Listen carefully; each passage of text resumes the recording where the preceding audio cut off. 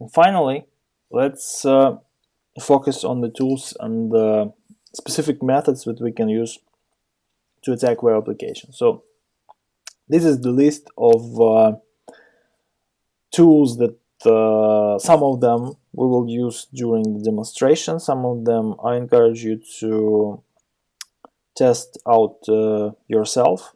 So first of all, the Swiss knife of web application hacking is of course Burp Suite. So this is the best investment you can make into your web application security analyst career. So despite relative not that much effective performance, I would say, yeah, so it's in Java, and it requires a lot of RAM and tons of disk space to store project files in between the runs.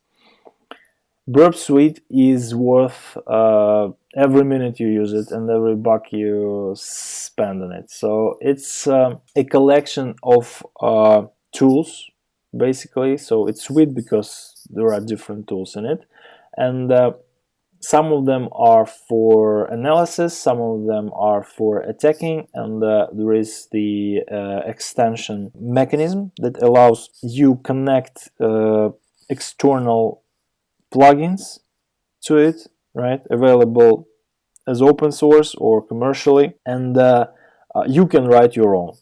Okay, so that's a really cool tool, and you definitely have to use it. Despite that, it comes in two flavors. It has a free version that is somewhat limited in functionality, and it has commercial version that is not very expensive. So you have to try it and buy a license if you really like it. The equivalent, I would say, is OSBZEP, which is also designed in Java. So the purpose of the software is pretty much the same, however the approach slightly differs. It's also basically a intermediate proxy, right? A proxy that intercepts all the traffic of your client and the server, and allows you to perform different activities against that traffic. So it also has a lot of extensions. It also has big potential. However, the functionality slightly differs, and on a larger scale, yeah, in the end of the day, I would recommend Burp Suite, but OWASP OWASP-ZAP also has some functionality that is quite important. Previously, I tried to use them both, yeah, as two proxy cascading one before another in order to use the functionality of both to the most extent. However, now I just stick to Burp Suite, and the WASP-ZAP is just, I don't know, I just update it once in a while. W3AF is a framework for scanning and attacking, right? So it also has different functions that allow you to automate routine job within a web application security engagement. Skipfish, or a more graphical interface around it by Subgraph called Vega, is a highly aggressive scanning engine, so it's really important to filter out manually the false positives that are numerous, really. So it's important to filter all its output, and it's important to tune it in order to not overload the web application while scanning. So Skipfish is basically created by Google, yeah, so it originally is their internal security scanner for web applications, and Subgraph is a more convenient way to use it. What is Mitten Proxy? It's a third tool in a row. Yeah, very familiar, very similar to Burp Suite and the WASP-ZAP. However, it's slightly limited in functionality, but it's also extendable, right? You can write your own extensions for it. and it's completely command line. Okay, now it has web interface in the latest version, but you can use that from command line. So it's really convenient if you are more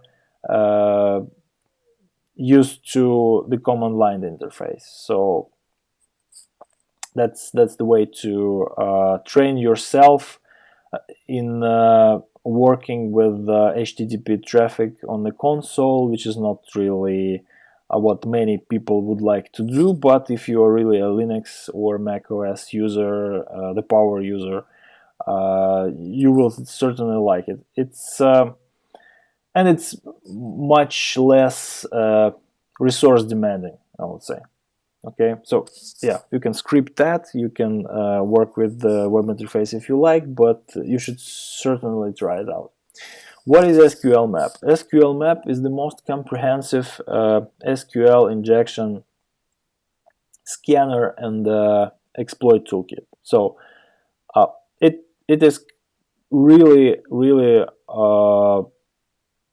flexible, so it can be configured in many different ways and styles. It has many different not that apparent options, and I will try to show you the most of them, the most useful of them. It can be used from within Burp Suite, for example. So you can just throw SQL Map comments out of Burp Suite extensions, or it can be run as a server and accept the request via its own API and run SQL injection, scanning, and exploitation tasks in the background. So it's quite sophisticated, and it's really useful when it comes to database attacking, especially through vulnerable web applications. What is NICTA? I think I mentioned it in the other sections of this chapter. So NICTA is basically a script on Perl that is fingerprinting the web application, the web server as well, and gives you a lot of information of their specifics. Okay, so in the early stages of attacking a web application, it's really essential to start from NICTA scan. It's not really exploiting anything, so it's more of a purely fingerprinting tool. It will find a lot of interesting paths. It will inform you about the version of the software on the server side, so it's a good start for any web application security engagement. What is XSS Hunter? So as I said, XSS is really prevalent, but what happens too much, I would say, is the underestimation of XSS potential, when it comes to compromise of the client side of the web application. So what normally happens when the pen tester finds out an XSS, they first of all, they demonstrate that by popping up a window, a prompt or an alert, on a web page, and sometimes they think that's enough. That's not true, so XSS can run any JavaScript in the browser if exploited properly, and that can result first of all in cookie stealing, which is quite convenient when it comes to session hijacking and interception. And of course you can do some other things that are available to JavaScript methods. For example, you can steal all the DOM model of the document, right? You of course can steal all the HTTP parameters, such as all the headers, all the CGI environment that is going to be passed to the server. You can make screenshots of current browser page. You can make all that stuff. You can run keylogger, on the web page. Even so it's really very underestimated. I mean, the XSS vulnerability is really underestimated in its potential, but there are ways to extend that potential, by these two things, XSS Hunter and Beef. So XSS Hunter is limiting you to some extent. Yeah, so you just collect information, and beef is the way to exploit that further. Okay, XSS Hunter is actually an open source product or a service. You can use it as a service, so just deploy it yourself. I prefer to install it for yourself because, yeah, when you read through the code, you understand what I'm talking about. Yeah, so it's quite a typical open source security product, so there are vulnerabilities in it by itself, so it's not very secure to use it in production without some slight changes that I recommend to make. And beef is yeah, beef already was mentioned, and I will show how to use it to exploit some XSS vulnerabilities. It's really cool, and may give you an idea of how much you can do beyond just showing alerts and pop-ups in browser windows by XSS. Some final considerations about what you should do while attacking web applications. Yeah, so first of all, do not hold yourself back from discovering as much of its legitimate functionality as possible. Okay, so there are, of course, different ways to do that. You can just spider the application, like legitimately, right? So just going through all the links it has internally, all the relative and absolute URLs it contains. Of course, you can fuzz a bit. Yeah, you can take the collection of URLs, either from known applications or just from robots.txt files in the internet, right? Many of them are already in SecLists repository. Yeah, so in discovery section of it, you can find different web URLs. You can just put into your own script or put into Burp Suite a repeater or intruder and do your mapping automatically. Of course, fuzzing, yeah, a lot of fuzz strings, a lot of collections of fuzz data, fuzzing data is in SecList repository too. So starting from fuzzing different entry points, you can cause, of course, error conditions, which may hint you about what's going on there, and whether it's of any perspective to continue processing that specific entry point. And of course, you can use so-called polyglots, yeah, for different vulnerabilities, for XXC, for SQLI, for XSS, and so on. So there are different context-based strings that, when put into different entry points, can result in just showing you that a specific manner of exploiting a specific vulnerability is possible in this particular entry point. So there are a lot of interesting things in sec lists, and I will show it in the demonstration video. Of course, reviewing the supply chain is crucial. Yeah, so known vulnerable components happen all the time.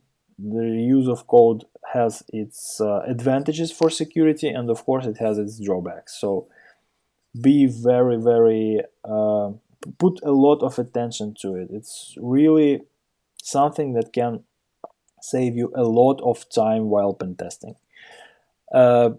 Think about what are the specifics of your scope when it comes to web applications, because in modern cloud and distributed architectures, when you have a lot of load balancers and a lot of actual services and servers, and your specific requests are routed between them, and you are never dealing with some actual hosts, right? So your requests are processed by some virtual entities that can reside on different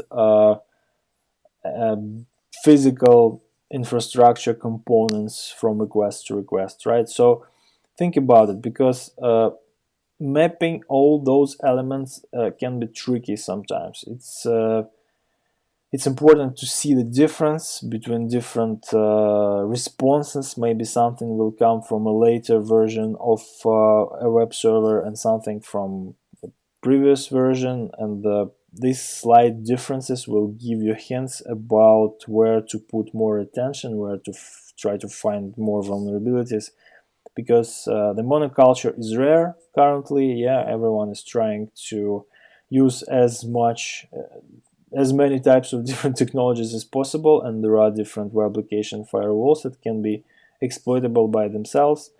And yeah, that's quite diverse, and mapping all the different types of architecture elements before trying to attack each of them is crucial. And yeah, the final point is the most critical, I guess. Yeah, so all the time you automate your activities while trying to hack into a web application, remember that security testing is poor for web application currently, yeah, in the industry, and functional testing is more or less okay, but still it lacks the completeness. Yeah, so be ready to deal with the fact that your actions could cause service level downgrade, increase of response time, yeah, the latency of responses, and even cause denial of service conditions. So always before you're starting to load the application to really generate a lot of traffic and give a lot of input data, uh, prepare your client for that. Yeah, so give them warnings and work on the protocol of issue resolution once a production incident happens, and that happens frequently. Okay, be ready for that and prepare your client for that beforehand. Choose not choose some windows of downtime. I mean, time windows where the downtime will not harm their business, for example, or try to do those activities on a test environment that uh, replicates, yeah, the production, and allows you to draw the same conclusions about the security level, yeah, without harming the quality of your penetration testing results. Uh, and a few words about the methodology. So yeah, of course, the final message is that Open Web Application Security Project is the source of a lot of important information, a lot of wisdom collected from the best professionals in the industry.